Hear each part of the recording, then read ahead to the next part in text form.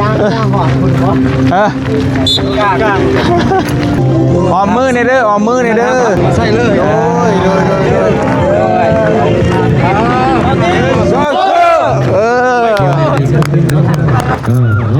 เอาเจ็บจะสิงบัตรจังวันนี้เอาสิงให้ประตูแทนให้ประตูแทน เฮ้ย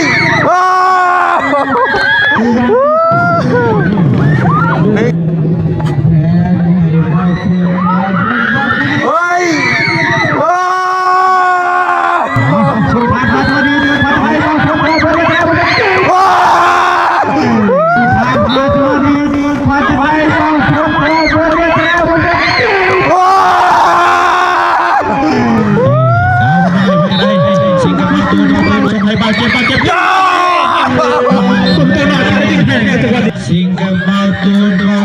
ส่งให้บาดเจ็บยิงจังหวะนี้พวกเขานะเต็มขอหลอดเต็มแขกเลยโอ้เรียบร้อย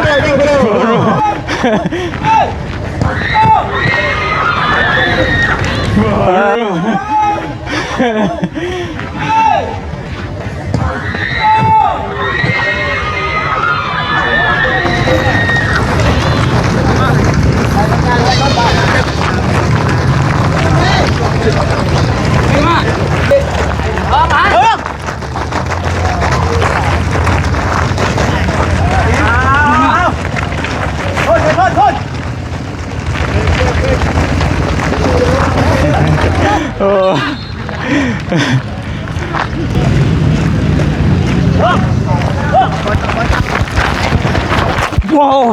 ไปว้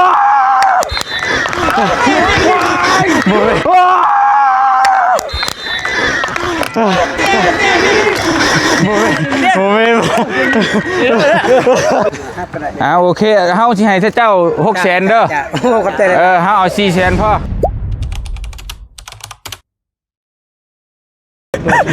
บีสิเล่นนักกีฬาครับเอาพี่น้องเนาะสบายดีเด้อพี่น้องไงกับทักทายสบายดีพ่อแม่พี่น้องเบิดสุขุทุกคนเนาะมื้อนี้ก็มาพบมาเจอกันตอนแรงๆพี่น้องไงตามที่เฮาได้เกริ่นไว้ตั้งแต่เมื่อวานเนาะจะมีการแข่งขันเตะบอลหรือว่าฟุตบอลนะพี่น้องเนาะแข่งขันเตะบอลมาบ่ตูนพูนเปลี่ยนชุดโคชกก็มามีเบิดพี่น้องกองเชียร์พร้อมโอ้บ่ธรรมดา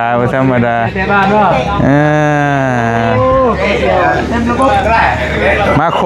บสบายดีน้องสบายดีโอ้กองเชียร์บ่ธรรมดาพี่น้องเห็นเนาะมาแต่ทรงไว้ผู้เสือบ่ครบฮะเอาโฟนบ่มีเสือได้เสือต้นท้องหน้ามันมีอยู่ตัวมันตัวใหญ่ได้อย่าตัวใหญ่จังได๋มันได้แล้วบ่เป็นหยังหอบหน้าจังเอาไหมป้าตัวแบตดียิงใหญ่อีกเม็ดนึงก็ว่าได้เนาะโอ้ผ่านมาเฮายังบ่เคยได้ประกบคู่กันเนาะถือว่ามื้อนี้เฮาบ่เบิ่งว่าทีมใดจะคนครบแล้วแต่เฮาครบแล้วบ่ไหลอันไอ้มีแต่ตัวเปลี่ยนสิได้ยังมานี่น้องชาวบ่ฝนจะคอมเมนต์ในช่องบ่เจ็บบ่ได้ใดก็แพ้เขาตั้งแต่บ่ทันเขาเดินแพ้เขาตั้งแต่บ่ทันเขาเดินบ้านโอ้ยพี่น้องเห็นเนาะเห็นว่าได้ส่งคิวมาเขาบ่ได้มาเสียบ่เจ็บแล้วสั่นแม่นอยู่บ่มั่นใจจักเปอร์เซ็นต์ทั้งทีมแท้อ้ายน้องจะสิชนะหยอกซื่อๆบ่เอาจริงจังนี่มั่นใจจักเปอร์เซ็นต์นี่บ่แม่น80% มั่นใจชนะหรือเสีย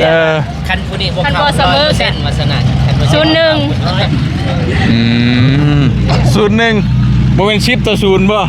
เขาได้10เฮาได้0น้องซาลีมั่นใจทีมงานนาบาวจักเปอร์เซ็นต์ฮะเคยเตะหรอวะ บ่เคย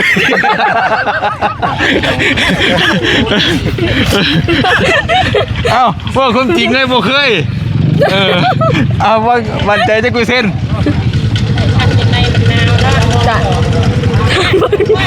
ฟังมึงเปิดเอาไว้หลังรถก็ได้เด้อเสื้อส่งเสื้อจังหวะนั้น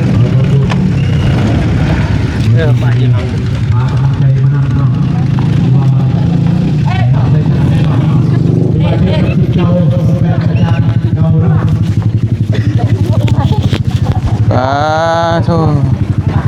เป็นอะไรเนาะโอ้เคยเตะได้ดีเลย บอกน้องว้าเต็มร้อยพี่น้องเอ้ย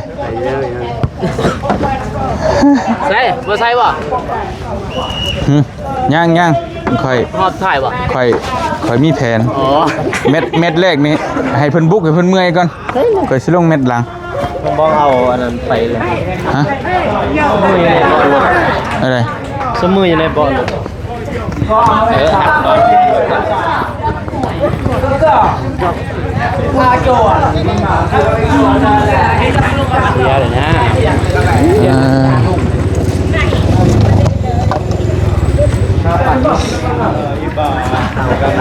ใช้จะค้นครบแล้วทีมเฮา เอากูดึงไอเตียงเอาไอ้อนงใส่ดิ ฮะ ใส่ ใส่กักใส่นี่ ใส่ป้องกัน ป้องกันหัวเข่าเต็มยศ โอ้ยังไง สิคำใส่ขนาดนี้ใส่ส่งขายาวได้ชาติป้องกันของเราโอ้ป้องกันดี เต็มที่มาทีมงานเอาเพิ่มพลังก่อนเพิ่มพลังฮะบ่เตียงซื้อน้ำนี่เนาะมาเอาดิเลยไอ้ป่ะเราให้เตียงนี่มันเอาไอ้บ่ขนาดนั้นดอกไอ้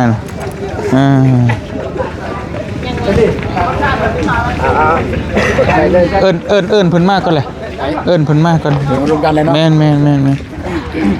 เอิ้นเพิ่นมากก่อน เราจะได้ทางทีมคุณภาพเนาะเกี่ยมไปเด้อเพราะว่าเวลาเขาเดี๋ยว ลงตั้งซอง เดี๋ยวลงแมตหลังก็ได้โดย ลงเป็นล่างสิถล่มก่อนได้สั่น ถล่มเลยนั่นแหละจังว่าให้เจ้าถล่มเบิดแห้งนะเขาจะสิลง สวัสดีเด้ออยู่ดีมีแห้งป้าเนาะมีแต่รุ่นอาวุโสนี่โดยจังใดก็ออมมือนี่เด้อนี่แห้งออมคักนี่แห้งออมคักเราเลยโดยโอ้จังใดก็ออมมือนี่เด้อออมมือนี่พี่น้องโดยใช้อามาเอาอันนี้ก่อนนะบ่าวเว้ยเดี๋ยวถ่ายรูปน้ำกันบาทหนึ่งมาฮะเดี๋ยวก่อนสิลงเอาพี่น้องไงจัก150เนาะขอบใจดูฮะ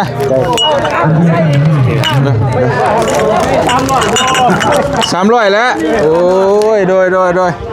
นะบ่าวเปิกเบิดลอย เจ้าจังใดก็ออมมือนี่เด้อฮะไปยังมา2คนกระป๋องก็ได้บ่ครบอยู่เอามาอีกเอามาเสริมกำลังก้อนขนาดเพิ่นให้เสริมกำลังโดยเนาะจะมีเหือมีแห้งตัวอาวุโสเพิ่นนี่เสริมกำลังอาวุโสก่อนมื้อนี้แห้งว่าเข้าอ่อนมื้อคืน3ยกโอ้โตจัดไปแล้ว3โดยมื้อนี้เพิ่นเกี่ยมเฮ็ดอีก5ยกต้องไปนอกเก่าคือได้ยินข่าวว่าจะไปต่อยมวยต่อยอีกบ่แม่นป้าตัวใช่มาขอบใจโดยเพิ่มฮะบ่กินบ่ฮะกองเชียร์เต็มพี่น้องเนาะใช่มีไผอีกเบิดเลยครบแล้วบ่ครบแล้วกะไว้คนเดียวอันนั้นยางเด้อยางเด้อให้ยางนำกันเด้อย างนำกันอีก นำเลย ได้ครบไปเลยตัวแน่นอนเลยแล้วได้หมดแล้ว บ่คักนะบ่ฝนเสื้อนี่นะ ใหญ่เสือ มันใหญ่นะมีอยู่ เสื้อตายนะ ฮะลองมึงว่าผลลองมึงวะ ใหญ่ได้อยู่ได้อยู่ ลองมึงก็ได้นะ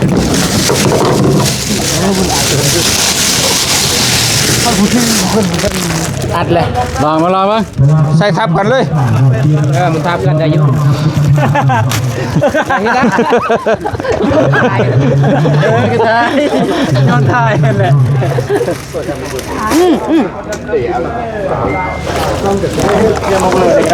ใหญ่อยู่ น้ำเ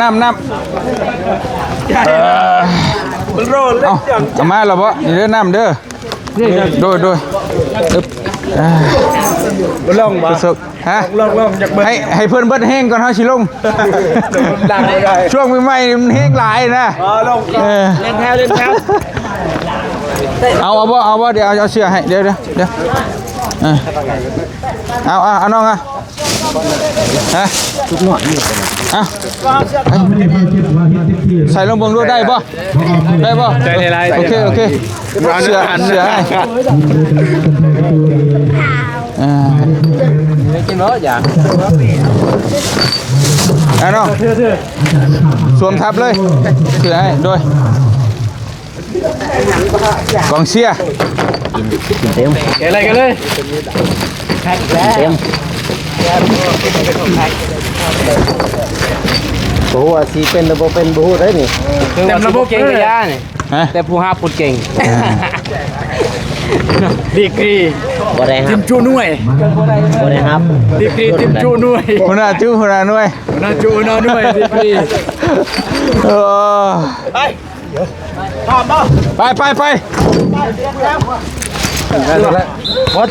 บ่ทางหลัง เฮ้ยถึงแล้วถึงแล้ว บ่ตัวใหม่บ่มีสิเด็กใหญ่เนี่ยจังหน่อยใหญ่เนี่ยจังหน่อย งามอยู่ยังคิวอยู่เนาะ ไม่ ยังคิวอยู่ แต่ว่าแท้น้องนี่บ่ผ่านดอกมันใหญ่แฮง 2x ผู้ตอนนี้ก็ใหญ่เด้แต่ก็บ่เป็นหยังว่าเอาไว้ให้สำหรับผู้อาวุโสได้ไปพร้อมภายในทุกคน มาเปิดเพลงนะ ฮะ ชื่อออกสนามนี่ เอามันได้บ่ล่ะ ได้ไหมยังเนาะมาเนี่ยเอ้ยเจ้าเนี่ยมาเนี่ย ใช่2มีไผมันครบแล้วอันนั้นบ่แม่นบ่ฮะอาจจะคนแหละ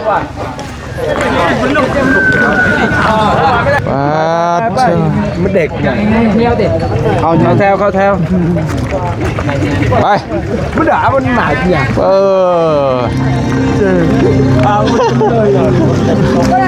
ยกได้ไหมทุ่งโอเคฮะ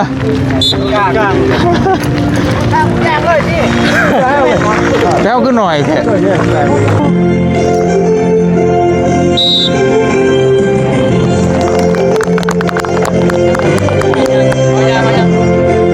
เอาบ่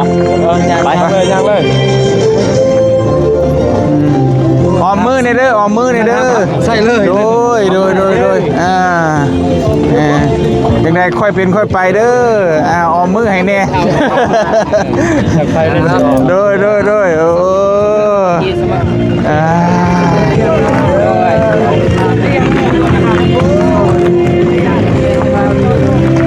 เอา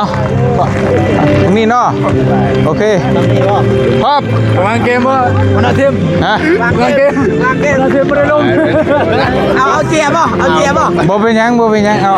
ตามที่น้องว่าเลยมันจังบ่เสียเวลาจัดเลยรถ บ่ไงแม่ กองหน้ากองหลังไผเบานุ่งกองหลัง แล้วมันซีกันซีเงินพออยากเบิ่งอยู่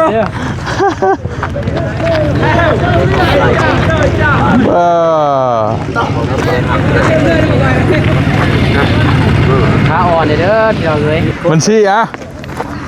จัดเกมตำแหน่งจัดตำแหน่งซื้อ จัดอันนั้นก็ได้นะ บ่จัดแต่ตำแหน่งซื้อ ตัวเขียนว่าหันเด้ ลืมแล้วตอน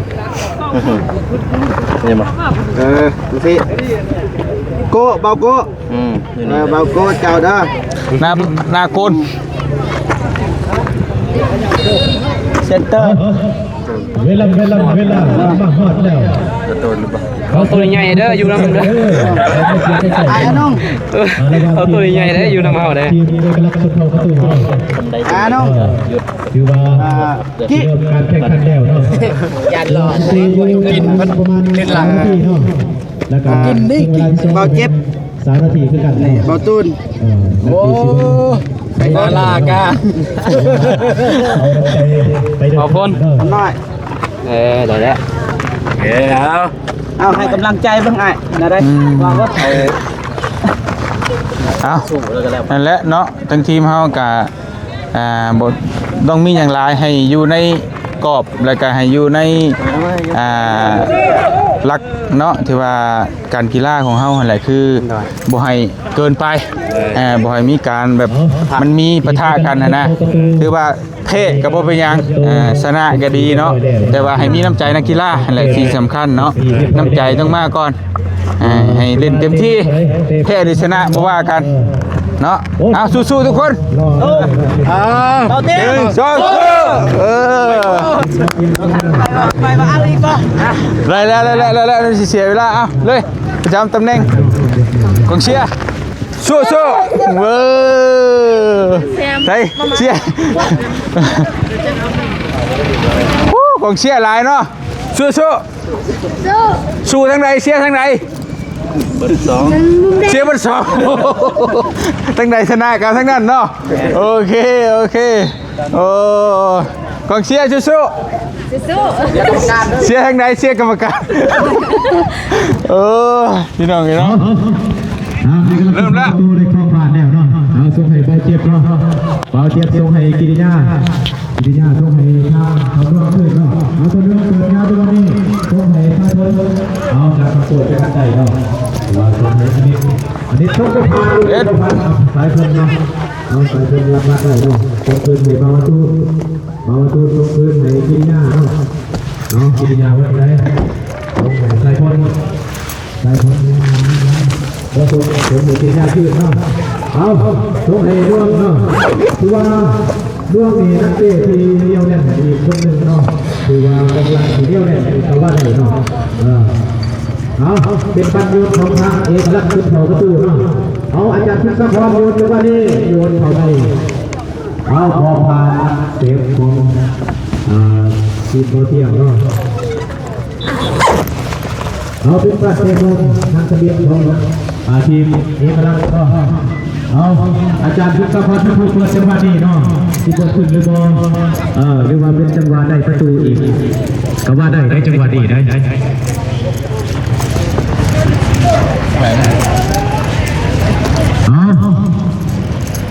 จะพิศพรกำลังตั้งบ้านเนาะเอาจะพิศพรเปิดมาจังหวะนี้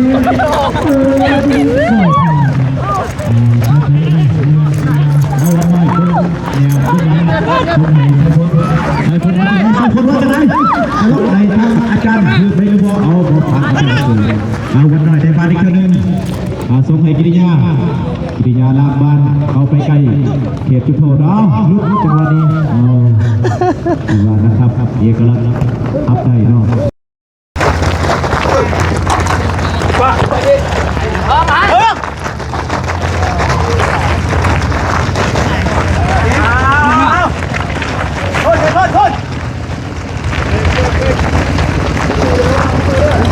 นะครับเอกลักษณ์อัพได้เนาะเอาสายฝนส่งให้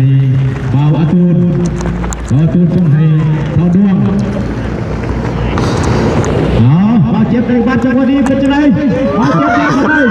เข้าไปเอาเบาตูนสกัดบ้านเอาบ้านจังหวะนี้ตีไฟตัวหรือ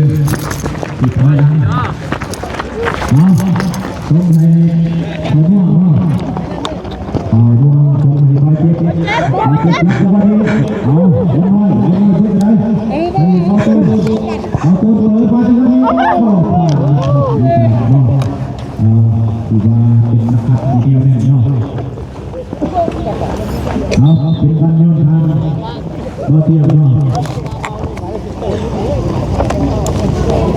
เอาปีนาเปิดยาวจังหวะนี้ส่งให้ใต้คน พ่อสู้ ไปคนจะได้ส่งคืนให้เอาเรื่องเอาเรื่องเปิดยาวเอาตัวเลือกหน่อยการเลือกมาคิดว่ามีพื้นที่ โอ้ฝนครับ ทำอาจารย์เถอะอาจารย์เถอะมาจากไหนจะส่งไปยิงอ๋อส่งให้ท่านช่วยยิงจังหวะนี้ทางติดทางกิริยาเนาะว่าจังหวะนี้เจ็บเนาะ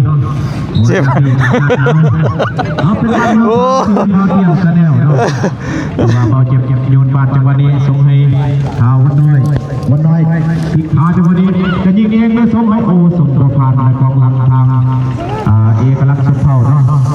เอาส่งให้เสียส่งให้ทางอาจารย์ขโมยว่าจะได้แนบนาแล้วโอ้สิส่งดูบอกโอ้ก็ส่งจังหวะนี้ไปเลยโอ้บ่ผ่านกองหลังทางทีมเบาเทียมเนาะเอาสายฝนล่างทางแนมกองนาแล้วโอ้โหมาเจ็บนี่กำลังเอาจูนล็อกไปล็อกทำไมยิงเอาไปเจ็บส่งจังหวะนี้เบาเทียมยิงหรือเปล่าเอาวันน้อยดูบอลเฮ้ยโอ้โหน่าเสียดายโอ้เป็นการเตะมุมของทางทีมเบาเทียมชาแนลเนาะถือว่าเตะมุมครั้งทมิต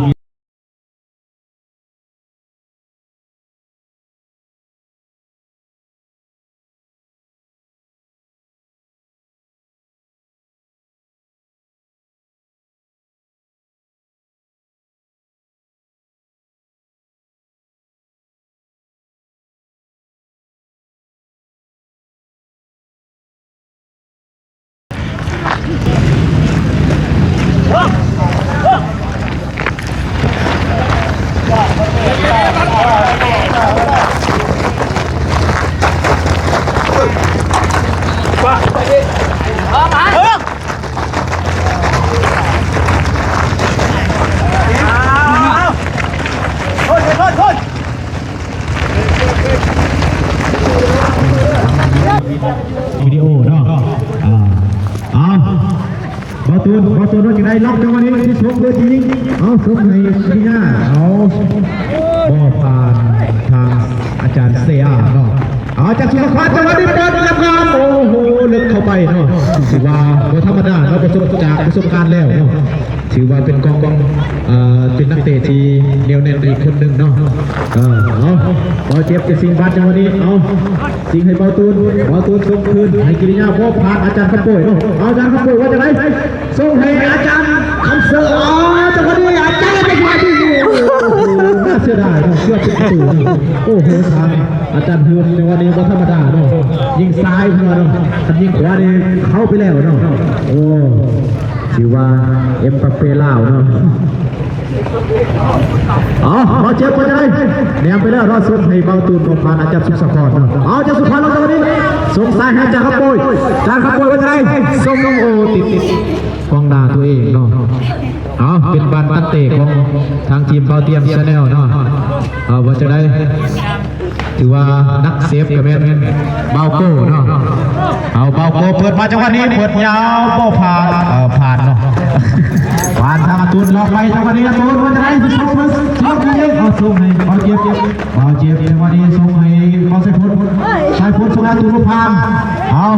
จัดสุขสครสิล็อกตัวเองเอาไปได้นะลูกเอาไปจะได้กิริยาส่งให้วันน้อยว่าจะได้ทันหรือบ่ทันเสือจังหวะนี้ใส่พ้นลุดไปแล้วเนาะเบาตูนจับปัดจังหวะนี้วันนี้ไผ่ล็อกโดยตัวเองเนาะว่าลุดใส่เบาเจ็บว่าจะได้เบาเจ็บแล้วจังหวะนี้ส่งให้วันน้อยสิยิงบ่ได้เนาะถือว่าวันน้อยก็เป็นนักเตะคนหนึ่งของทีมวันไม่ดำเนาะถือว่าได้ลงไปซอยทางทีมเบาเตียงเขาอาจารย์ครับเสือว่าจะได้ส่งให้อาจารย์เฮือกเล่นบ่ได้นะลูกนี่ถือว่าบ่ทันเนาะแข่งได้เนินอีกทันเนาะหยอกถือว่าสกอร์ยังสุดๆอยู่เนาะ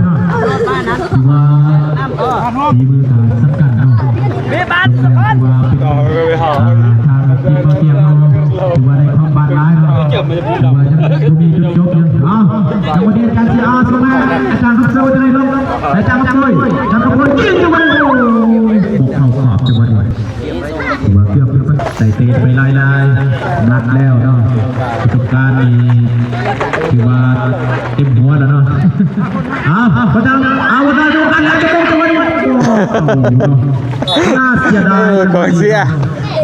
ร้อยพี่น้องเลย ตื่นแต่นอนคนยาเนี่ยเนาะโอ้ย เห็นกัน ส่งให้เบอร์3อาจารย์อิวกรว่าจะไงโอ้ยส่งให้ทางอดีตส่งให้ทางอาจารย์ปักโวยทางปักโวยเห็นแล้วแถมอาจารย์สุสพรว่าไงที่ยิ่งเย็นบอกโอ้รับจังหวะนี่ส่งให้อาจารย์ปักโวยโอ้ยบอกเขาเนาะจังหวะนี้ถือว่า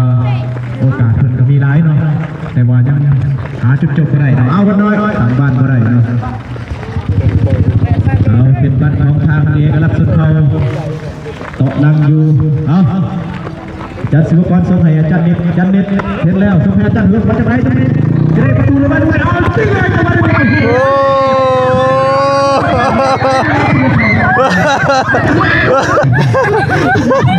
ลุ้นเป็นลุ้นโอ้เกือบแล้วเห็นเลยเกือบเสียประตู เจ็บสุดเลยอ้าย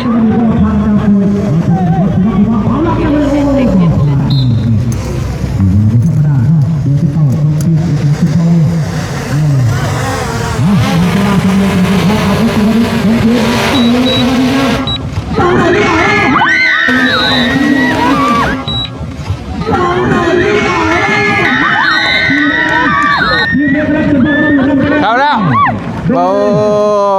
หมายเลข35 เรียบร้อย คือธรรมดาว่ายิงไปแล้วเนาะยิงประตูก็ถูกเนาะ 1 ประตูต่อ 0พี่น้องเลย นำไปแล้วเนาะ เสียประตู1แล้ว พอเตรียมพอสีน้ำดูบอลน้ำทีเสมอได้ดูบอลเอาทีนี้กำลังจะพอประตูในมีการเก็บตัวโดยมาน้ำเอานี่10เข้าออกราคาน้ำเข้า1บัมเบอร์นี่เข้าหาเข้าลิ้นแพนทางอาจารย์พุทธภาพเนาะเอาทีนี้กำลังในความบ้านแล้วเนาะเอามาสกุลดีกันเลยพัฒนาส่งให้ส่งให้ล็อกการสกุลดีล็อกให้เกือบเป็นประตูเลยเนาะเอาสกุลดีเปิดนะพอผ่านการเปิดเอาไหมในประตูล็อกจังหวะนี้เป็นการเดินลงอีกแล้วเข้าเนาะเอาเดี๋ยวให้ประตูอีกเลยจากตัวแนวซ้อมสิแกจังหวะนี้ก็เป็นการเดินก็ผ่านเขาเจ็บอ้าวผู้นี้ถึงสองที่10เปิดโอ้โหเป็นนักเล่นฝากโอ้ฝากเนาะกดยาวด้วยโอนโยนใส่เบาหน่อยเนาะเราจับปัดจังหวะนี้ว่าจะได้สิล็อกยิงเองหรือเปล่าเอาแทงให้เอาไปเลยก็ชนเลย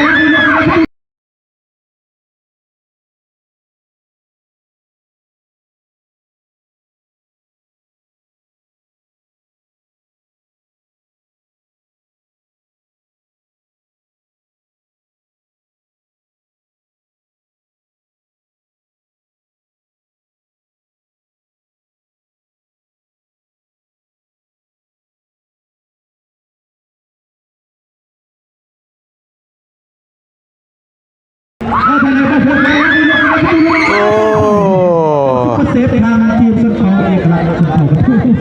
โอ้บอกกับนางกันบ่เข้า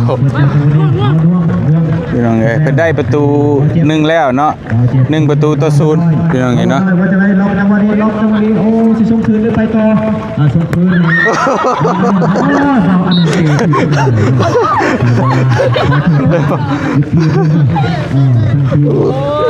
เดือนนั่นสิเดือน1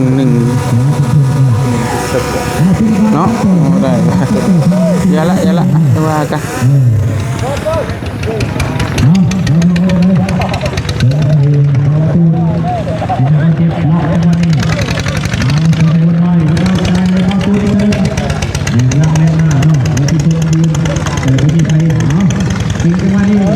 ระวังเขาเจ็บเขาตูนเป็นไงดู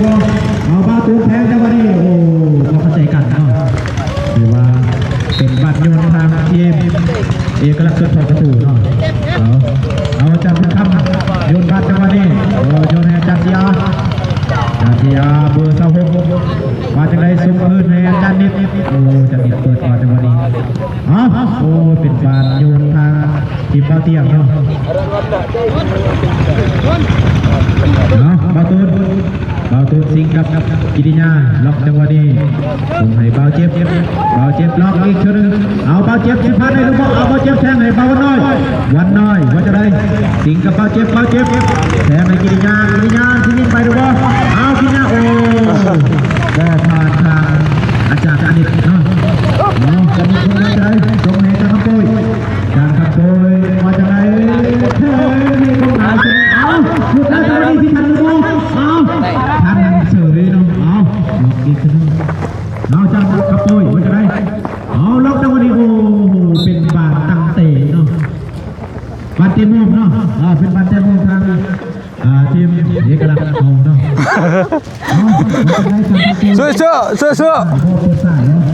สู้เขา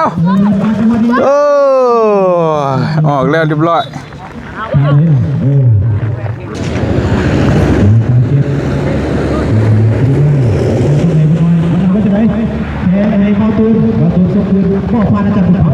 โอ้โหจับบุญคำธรรมดาเลยประตูมันจะได้ยับโดนยับโอ้เอาจับโบยทีดีขัดเลยดูว่าตัวนี้เอาโตมาดูเอาบอลเจ็บที่นั่นเลยบอลเจ็บเย้โมเขาเหนียวพี่น้องเห็นเหนียวเนาะจับโบยช่วงไหนจับบุญคำครับจับบุญคำว่าจะได้จังหวะนี้จับบุญคำแนมหนาแนมหลังแล้วโอ้ช่วงไหนโอ้ก็ผ่านทำกิริยาเนาะบอลดวงเปิดในบอลเจ็บจานอะไรกิริยาเวลาลากเข้าไปแล้วไปเรียกแทงให้บอลเจ็บเฮ้ย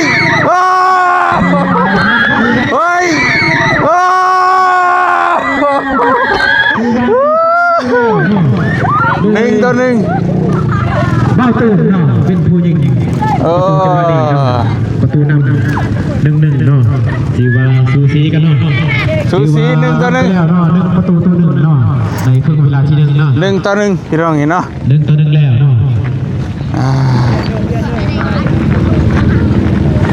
เอาถือว่าคู่นี้ดุเดือดกันไปเนาะเปิดจะเปิดได้จังหวะนี้เปิดแตกกันเลยโอ้บ่ผ่านเบาโกเนาะถือว่าเบาโกนี่เป็นนักขับที่แน่วแน่นเนาะอดีตนี่เคยทำกับที่บ้านเนาะก็เลยเดี๋ยวนี้มาเป็นนักยูทูบเบอร์เนาะบอลเจ็บส่งคืนให้กิริยาแนมนาแล้วส่งให้เบาตูนว่าจะได้เบาตูนว่าจะแพ้ให้เบาเฮ้ยโอ้ไปเนาะจะมายิงเบาวันหน่อยเนาะถือว่ายิ่งพลาดเนาะเพื่อกองไปจะได้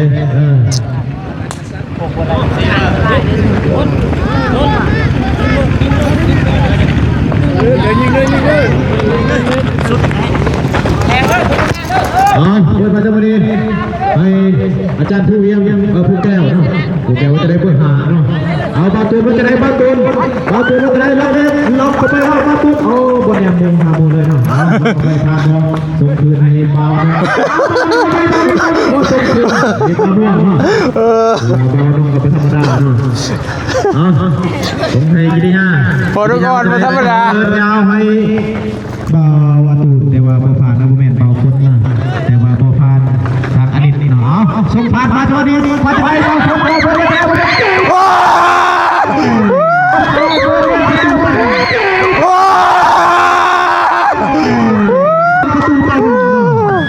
เจ้าเยี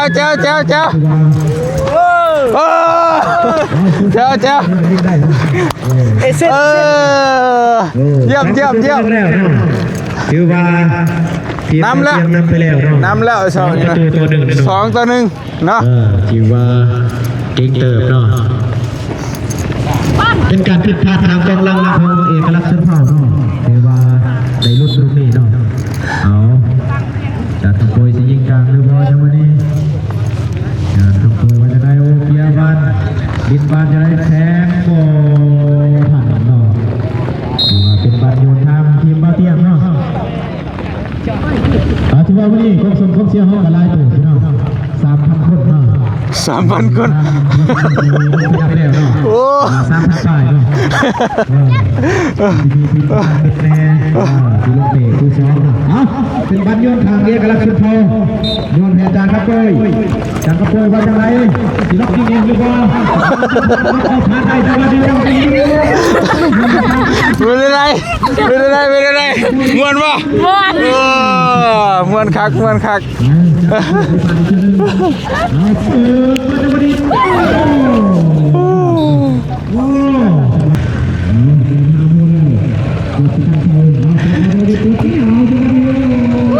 โอ้บ่ผ่านยับ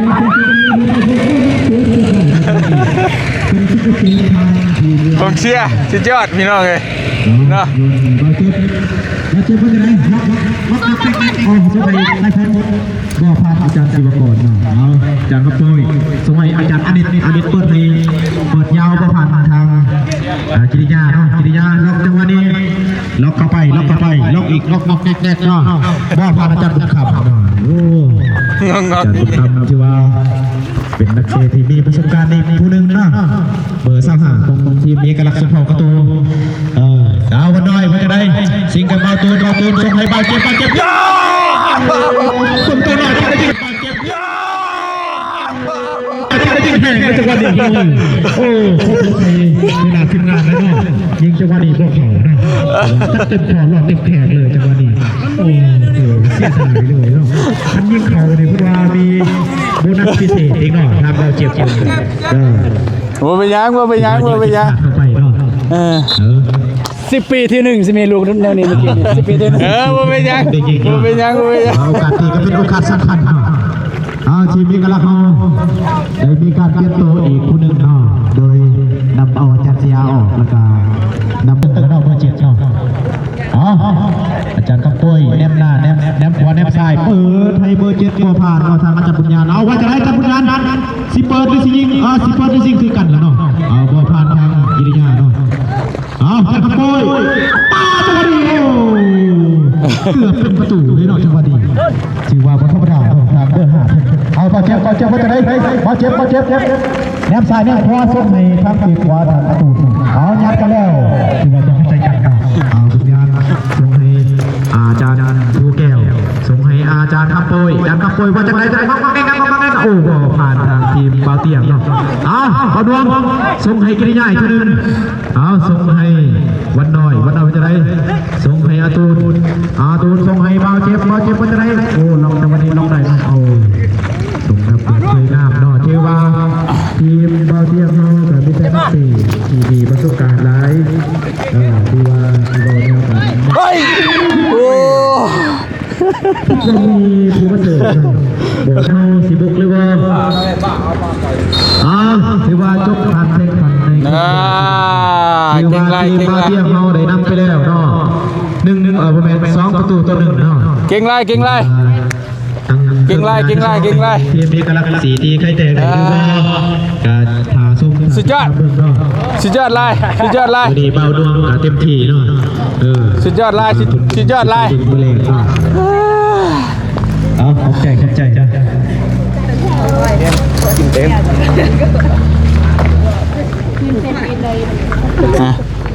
เป็นได้เก่งโอเคจะยศเลยเนี่ยยืมบึงชื่อเนี่ยพาไปเลยไปหน้ามาเอาพักพี่น้องเนาะพักช่วงครึ่งแมตช์แรกพี่น้องเนาะแล้วก็มาต่อครึ่งหลังบัดนี้พัก10 นาทีน้ำด้วยน้ำแค่สนิทวะเป็นบ่อันนั้นหนูนี่ห่างกันพักก่อนสู้ๆนะพี่น้องแมตช์สุดท้ายบ่เตียงที่ลงเองลองเบิ่งบ่ได้เตรียม10ปลายปีเลยฮะพุ่มบ่ใช่ฮะ เอามาเปิดเพลงเนาะมันสิติดเลข10เลข2เลข10เนาะเอาถือว่า ยิงวะไงยิงเลยบ่ ถึงเวลาที่สำคัญเนาะถือว่าอาจารย์ถือว่าบางทีอ๋อว่าจะวันนี้ยิงเองโอ้โหเอาที่มายิงในวันนี้เกือบเผาลงมือเลย แพ้จะใช่พี่บ่โอเคฮะมาเด้อโอเค ว่าเปิดกับเป็นยูทูบเบอร์ไทยอีกคนหนึ่งเนาะขอไปติดตามไปเรื่อยเนาะมาจากวันนี้เองเราคือพ่อรู้เลยมาแล้วมาจากเรือมาจากไหนจากเรือเป็นส่งให้จากปุ้ยจากปุ้ยมาจากไหนจากวันนี้จากปุ้ยสิ่งที่เองรู้ว่าแพ้ไหมอาจารย์โอ้ยไม่รู้แน่เนาะโอ้อาจารย์ผู้แก้วเนาะเกือบได้ประตูเนี่ยจังหวะนี้เอาเป็นบานเต็มมุมเนาะถือว่าติดกำลังทางบาเตียงแชนแนลเนาะเอาอาจารย์เหือบไปทางไหนสีเปิดยาวบอจังหวะนี้อาจารย์เหือบเอาจังหวะนี้โอ้จังหวะที่เปิดมาจังหวะนี้มงได้เนาะทางดาวอนุเนาะถือว่าเป็นกองหลังทีเดียวแน่นเนาะของทีมบาเตียงเอาไว้จังหวะนี้สียิงบันเลยโอ้โหเป็นบาลตั้งเตะทางทีมบาเตียงแชนแนลเนาะเอาถือว่าไอเตียงเพิ่นไปใช้เลยโอ้ยเป็นกองหน้าเราบาเตียงมันจะได้ส่งให้ได้หรือเปล่าอ๋อส่งให้ได้หรือเปล่าเอาได้เราจะได้เข้ามาจังหวะนี้เกือบเข่าเนาะโอ้ไม่ธรรมดาเนาะเบิ่งตาพุ่งแหงเราไม่ธรรมดาเนาะใส่น้ำเบอร์เจ็ดเนาะโอ้มาทำเพื่อ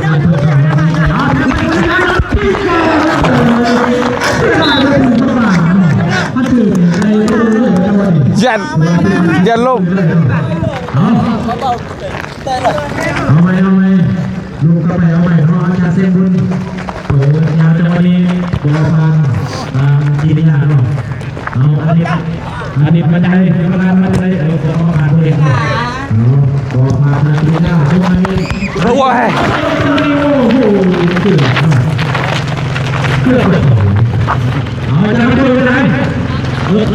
กี้โอ้โหส่งกำเริบเข้าไปเนาะเมื่อกี้กับแย่เนาะเมื่อกี้เนาะเอามาจากไหนจิตยาเปิดจังหวะนี้ลงให้เบาเจ็บมาจากไหนลงให้เบาตุนเป็นบ้านจังหวะนี้ลงให้อาเจ็บท้องหรือเปล่าก็ยังทำไมเนาะมาจังหวะนี้หยุดเลยถือว่ามีโอกาสตายเอาจะทำด้วยมาจากไหนเอาจะถูกแก้วโอ้ยใส่หลุดเข้าไปแล้วทางเบาลงเอาขโมยไปได้สาวคือว่าเบาตัวเป็นขัดที่เดียวแน่เนาะเอาจันขัดโผล่เปิดยาวจังหวะนี้เปิดมุมจังหวะนี้เปิดยาวสีมุมได้เนาะโอ้โหเกือบนะจังหวะนี้เนาะเป็นบัดีญาโยนคืนให้เท่าดวงว่าจะไร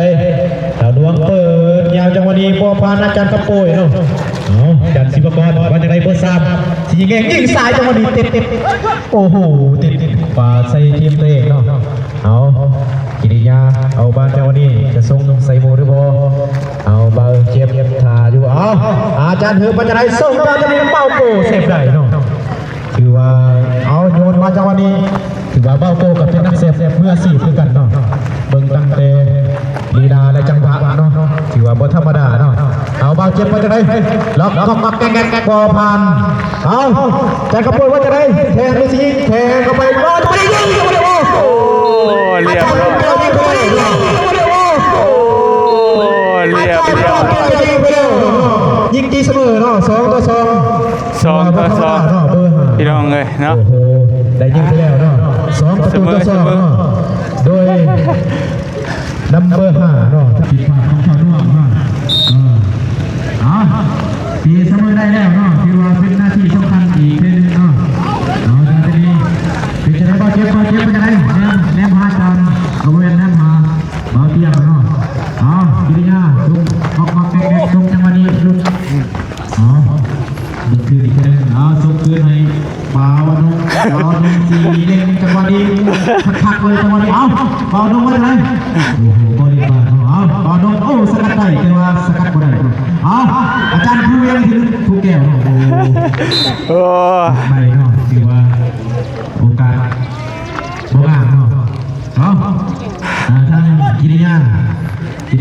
ซ้ายแบงขวาที่ส่งให้เบาทุน ส่งเขาได้เบาแล้วบ้านเฮ้ยไปเก็บ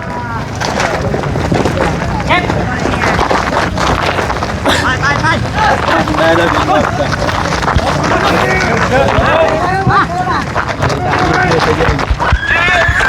้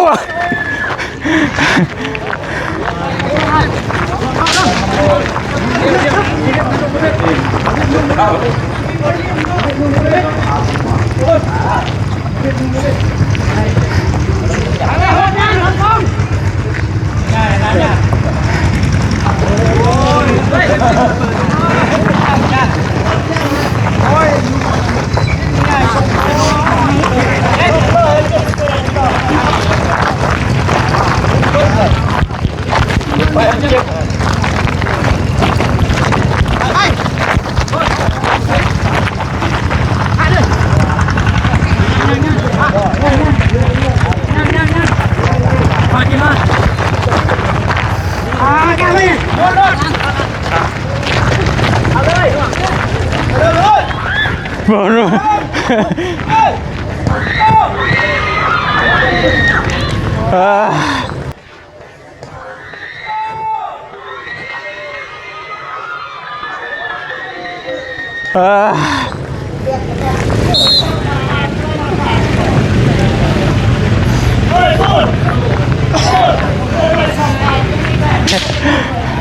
เบ็ดเบิดละวะเนาะก็โชคเขานี่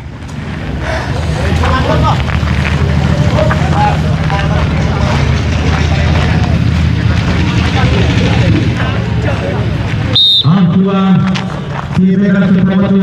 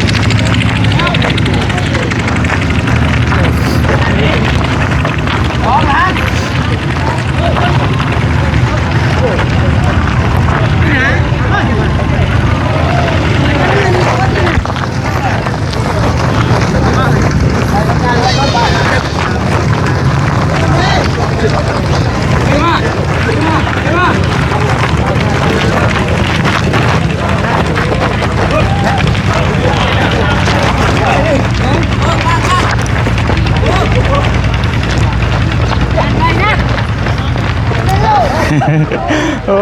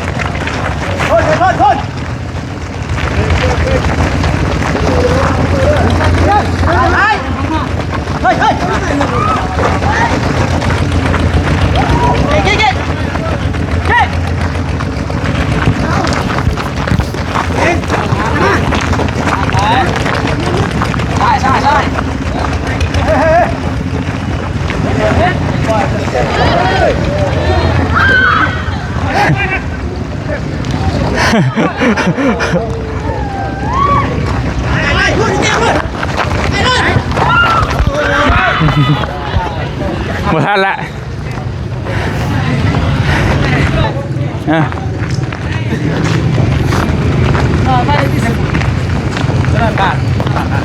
เปิด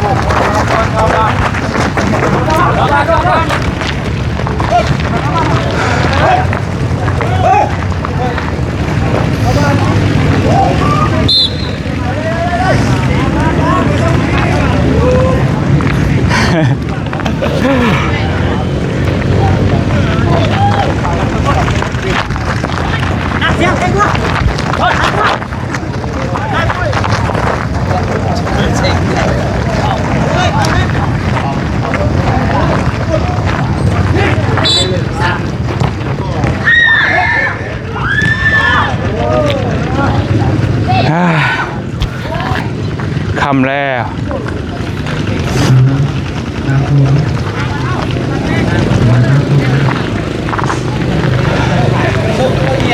ก็ชกกันเลยก็ชกบนไฟล่ะ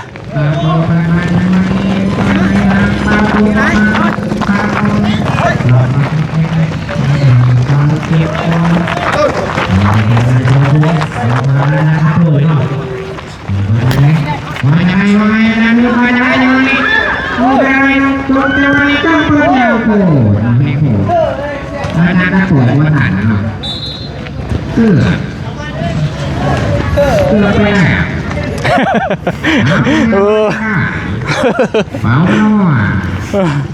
เสียวไงเบาที่นี่เบาสุดเปิดมาจากไหนมาจากวันนี้เบาคนเราใครจากวันนี้เสียว่าโบทันเนาะเห็นมาจากที่ทางที่เมกันจากที่มาจากไหนเสียว่าเอกลักษณ์เปิดประตูนั่งไปแล้วสร้างประตูรออาจารย์วิญญาณมาขอแค่ใครอาจารย์ดูแก้วขโมยมาเลยอาจารย์วันนี้เอาลูกเลี้ยงว่าจะยิงยิงใครตายจะวันนี้โอ้ยิงพอถึงบ้านเนาะเจอมาเข้าไปเลย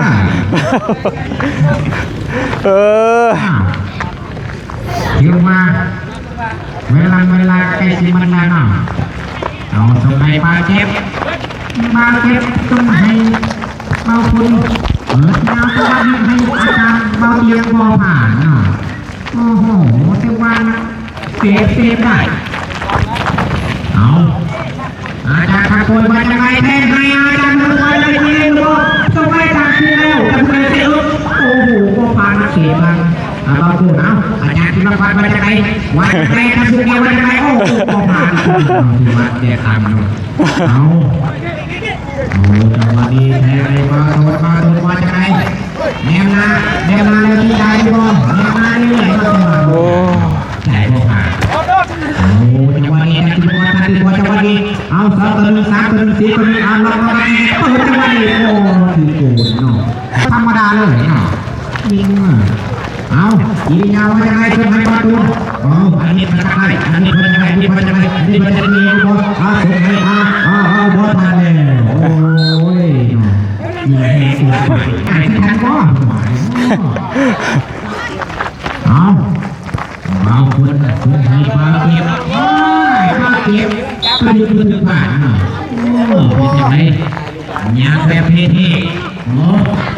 จังหวะนี้ยิงยาวมาจังได๋เอา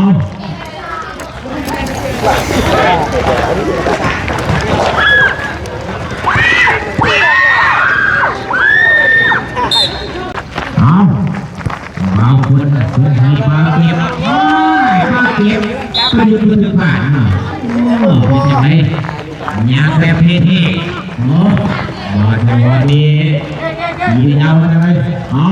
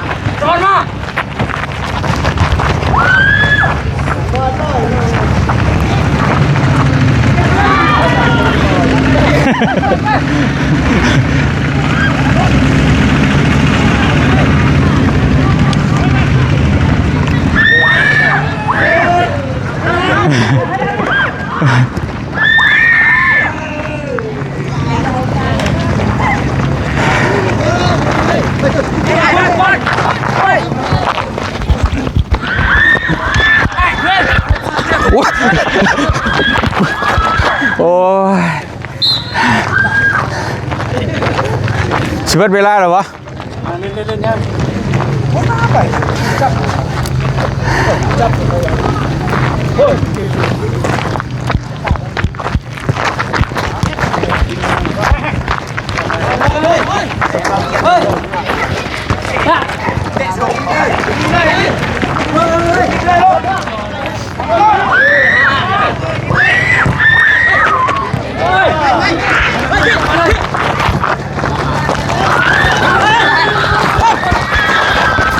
ตัวโอ้ย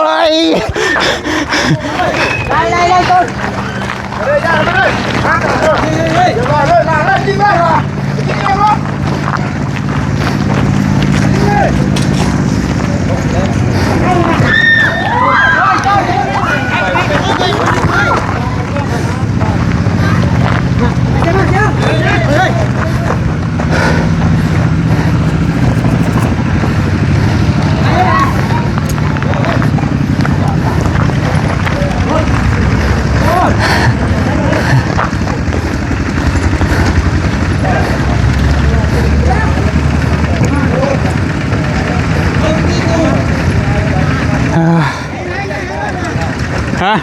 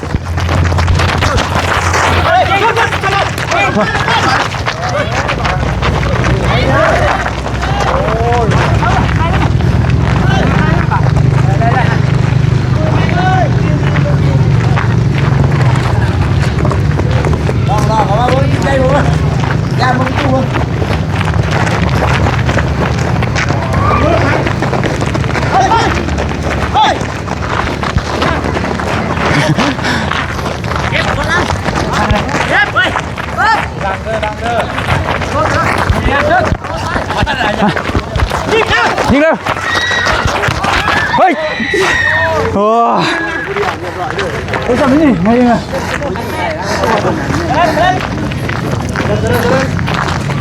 ตี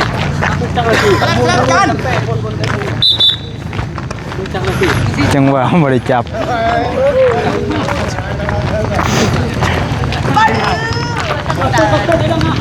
เชื่อเลยดิมอง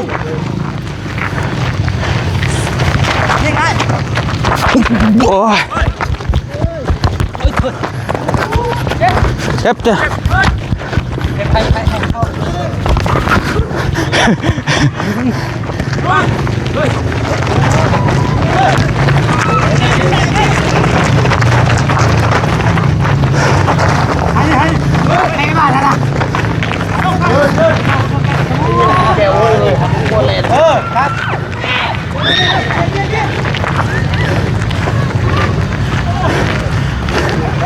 โอ้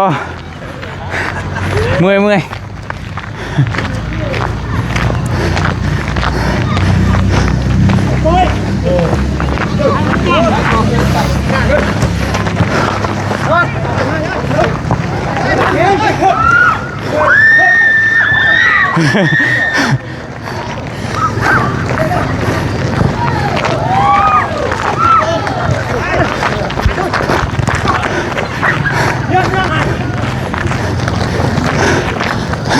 โ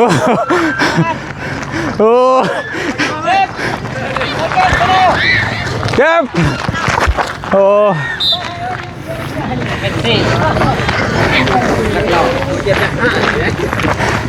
หล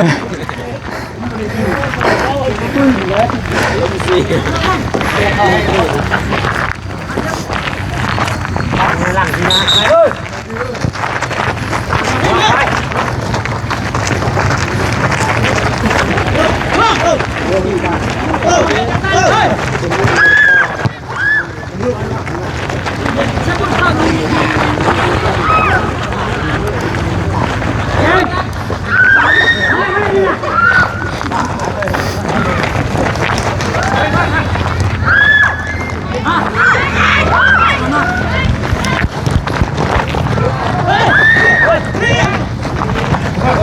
เ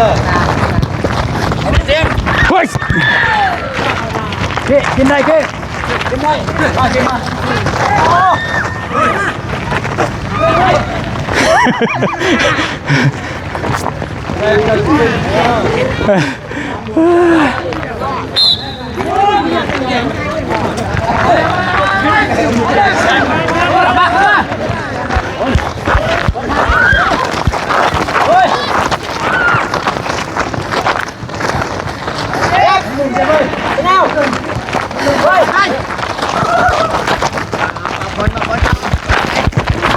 ว้าวควายว้าวโมเมนต์ว้าวควาย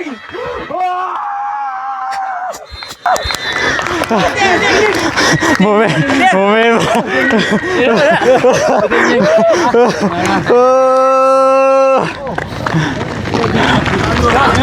สุดยอด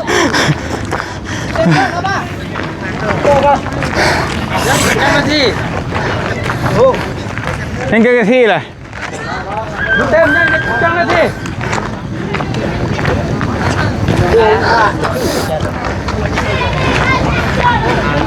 ใช่เลย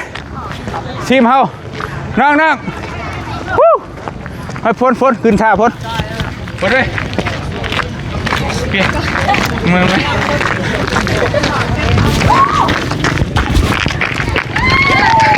พักผ่อนกัน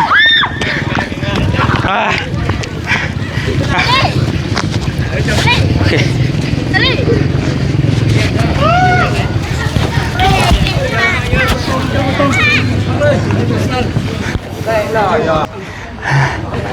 เจ๊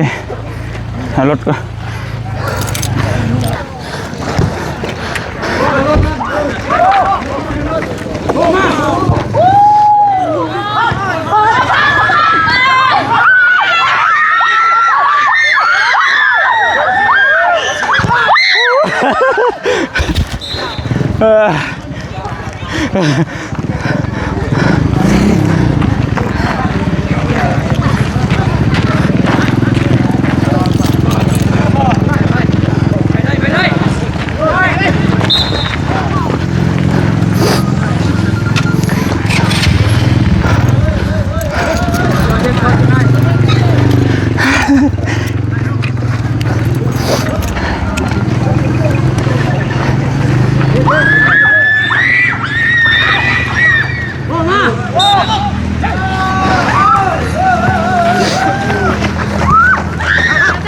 คำพี่น้องเลย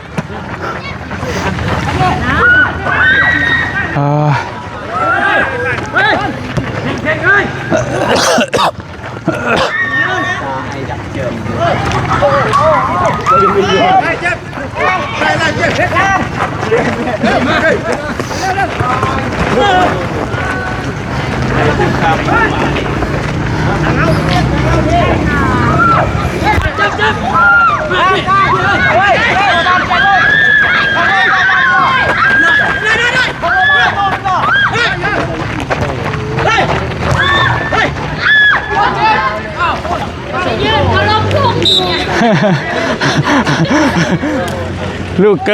อลืมเลย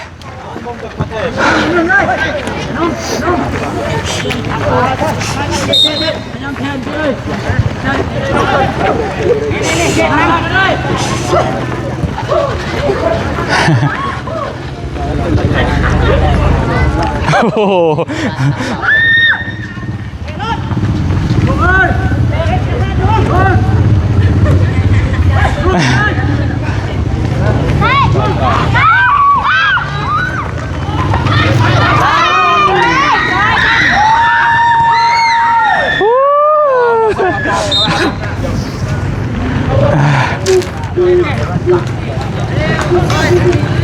จนคำพี่น้องเห็นนะ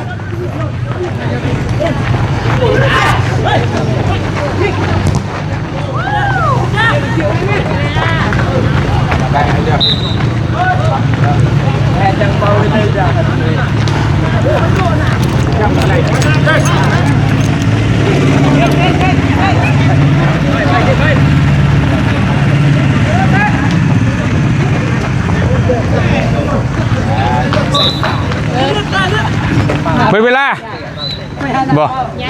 อ๋ออ๋อจนคำเบิดแต่ได้เวลาฮะเบิดเลยของเล็ก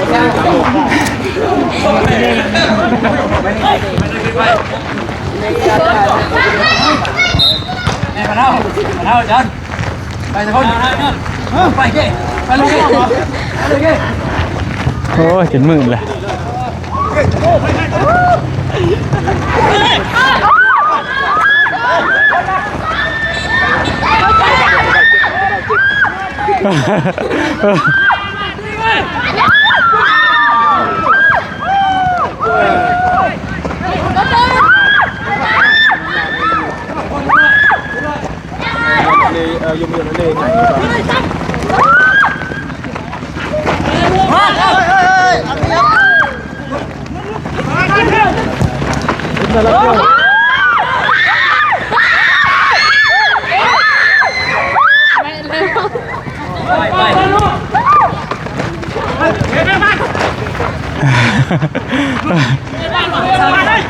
กองเชียร์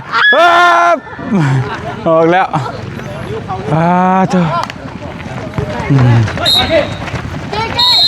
เบิดเวลาบ่โอเคโอ้เสมอ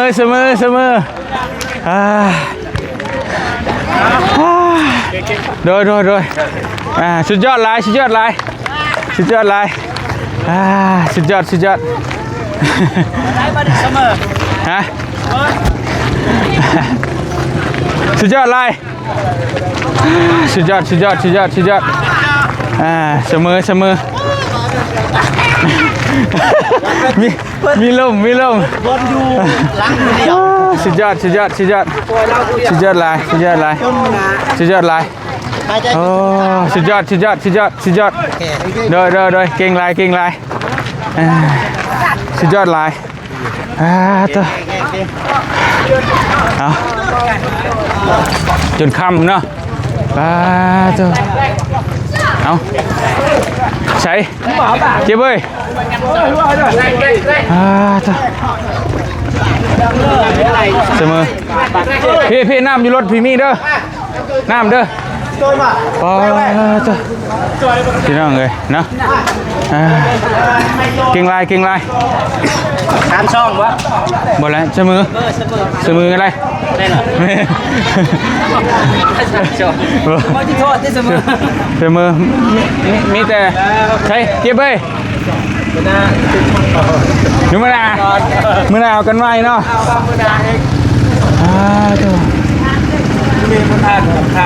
มันคำมันช้าใช้เวลาด้วยนึงพี่น้องเลยคักสุดยอดมันเปิดกับใช่นะอันน่ะเพิ่นมาดูใจอันน่ะใช่เตะมาดิแล้วนี่เขาจะเตะบานเขาแข่อยู่เพิ่นก็เตะว่าเพิ่นมีแต่ว่าเสมอกันเนาะเฮ็ดจังได๋เจ็บเห็นดีว่าเฮ็ดจังได๋เงิน1ล้านเฮ็ดจังได๋แบ่งครึ่งเนาะเฮ็ดในเมื่อมันเสมอเด้โอเคบ่นั่นน่ะเนาะเพราะว่ามันเสมอกันเงิน1ล้านกีบพี่น้องเงินรางวัล1ล้านกีบมีแต่แบ่งครึ่ง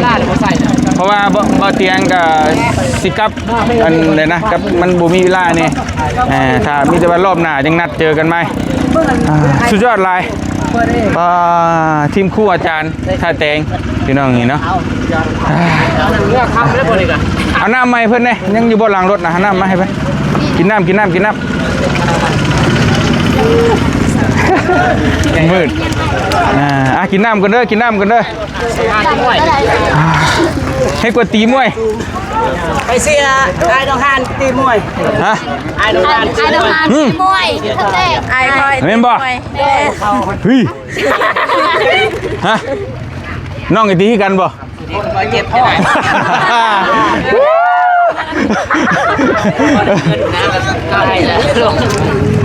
ให้บจิบน้องกันเลยตี2 บาทนี่เลยไหมโตเด็ดอายุตัวเด็ดนักเลือดหรอว่าโบนัสของนัก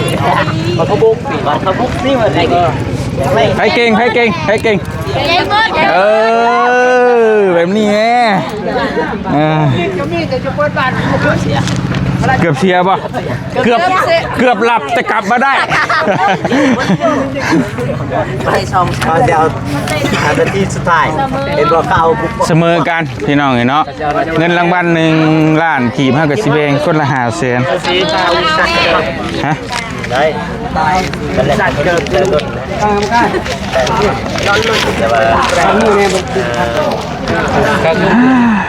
มวนพี่น้องนี่เนาะทั้งมวนทั้งเมื่อย ข้าวไปครับบ่ได้ที่ละเนาะสิแลนใจแลนข้าวบ่ไปบัดนี้ ใจอยากเล่นครับ ใจแลนชื่อแล้ว150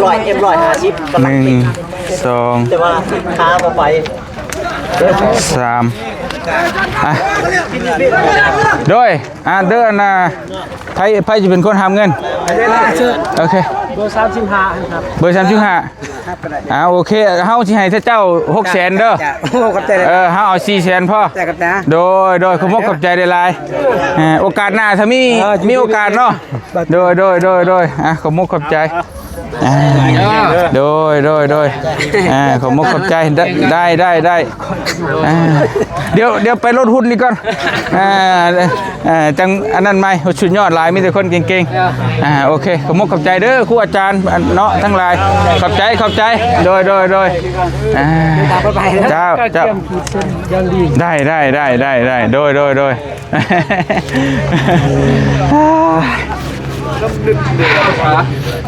แมลงนอนหลับ ใช่อันนั้นได้ใช่เจ็บอันนั้นกรรมการครับอันเนี้ยโคชกบ่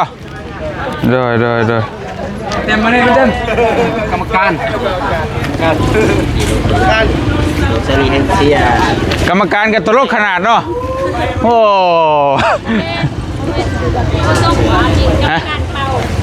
กรรมการเปล่าโคชกเมื่อแล้วเอาเลยเจ็บไปได้เจ็บเอาไปกินมัดเมื่อแล้วกรรมการให้กินน้ำเด้อทำรถเตี้ยงบุลมเม่นตะวะเอาโรดบ่เป็นยังบ่เป็นยังโดยแล้วอุตส่าห์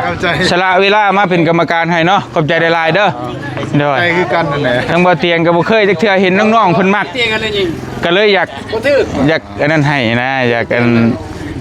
แม่นก็เลยอยากอันนั้นให้โดยดีแลกร่างกายบ่เคยดอกบ่เ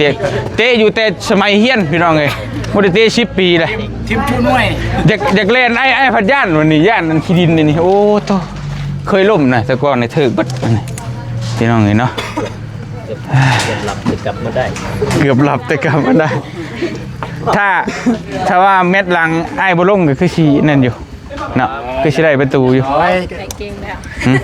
สัญญากับเอฟซีว่าไอ้สิลงว่าสัญญาว่าถ้ายูทูบเบอร์เสียสิเซาเป็นยูทูบเบอร์เลยเกือบน้องอ่ะเกือบเฮ้ยไปเว้าตอนไหนน่ะเว้าแล้วนะเว้าในคลิปนะบ่ไม่เห็นโอ้เกือบเสียถึงพ่อจะกดดันแท้กดดันว่าตอนเนาะเบิ่งอาการออกคือว่าได้ต้องมีอย่างสักอย่างไอ้คือว่ายังมันต้องซีเรียสอย่างปานนั้นยังลูกได้นะยังลูกได้เนาะสุดท้ายก็ได้เป็นคือเก่าโอเคฮะ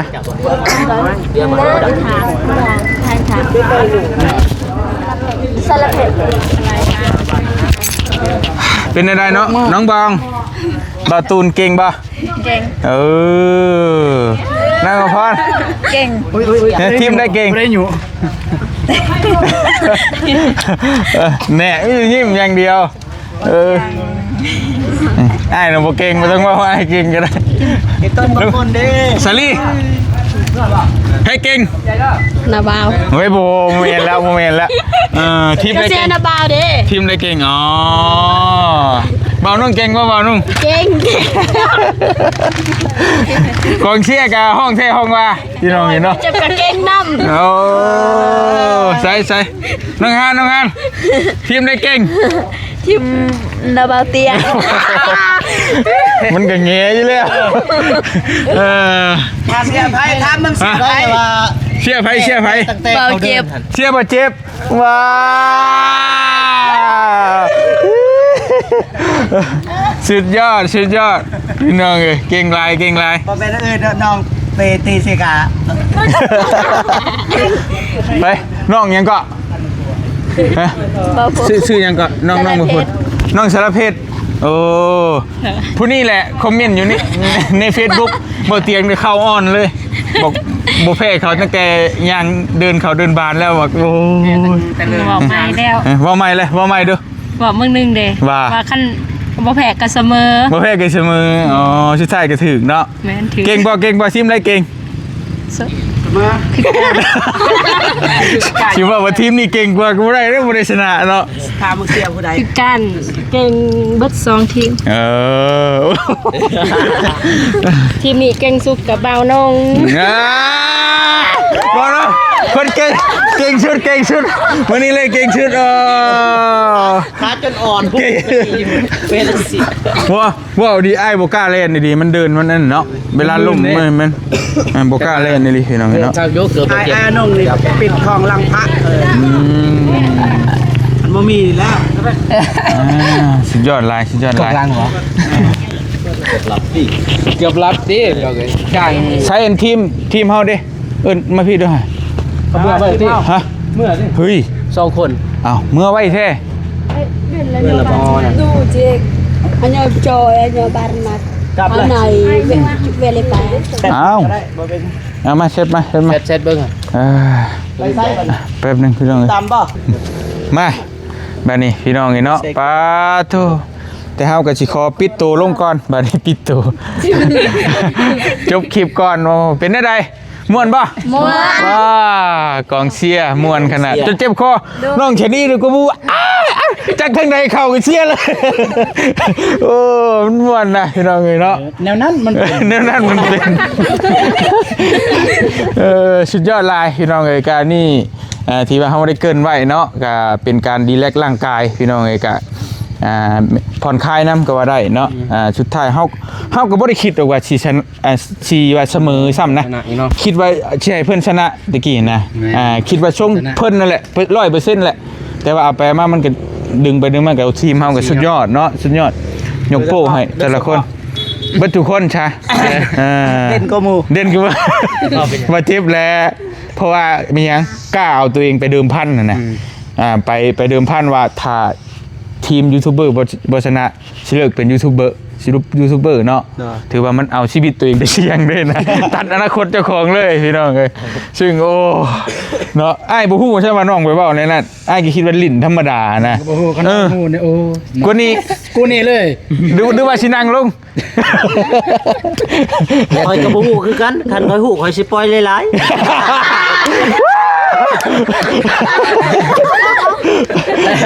หยอกได้พี่น้องเนาะสุดยอดลายเนาะรู้สึกว่าแต่ละคนนี่แบบว่าลิ้นแบบคือแบบคือจิแข่งกับทีมชาติเลยเห็นนะพี่น้องบ่เตียงบ่กล้าเล่นยันล่มเนาะเพราะว่าขี้ดินลายดีบ่ได้ใช้อย่างร่องอย่างสูงพี่น้องเอ้ยสเปะสปะไปมีแต่ว่า